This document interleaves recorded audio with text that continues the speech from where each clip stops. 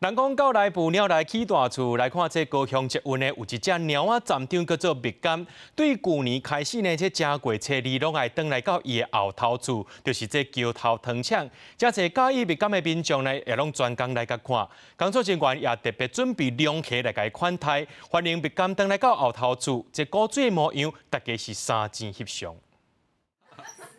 古水的蜜柑站长出现，现场民众都随提出手机一直翕，甚至有市中的民众规身躯拢是蜜柑的物件，专工来看伊。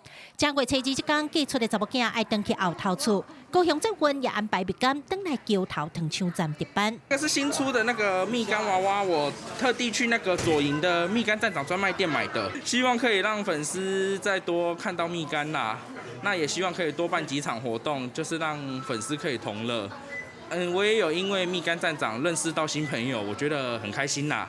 蜜柑卖萌的吃香香，还有它的眼睛咕噜咕噜，很可爱。蜜柑有外称，伊去年总共摕高节带来1600万的收入，会当讲是全国上高趁钱的鸟仔。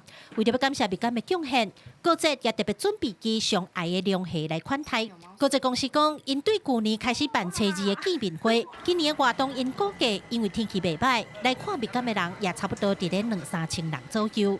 常常呢，就是大家看到他吃播睡播就已经非常的开心，也非常的疗愈。所以这个部分呢，其实他蜜柑站长现在已经变成是我觉得就是所有粉丝的心中的一个向往的一个上班族的形象哈。所以这个部分的话呢，我们也是要好好的慰劳一下他，每一天都这么的辛苦的卖萌。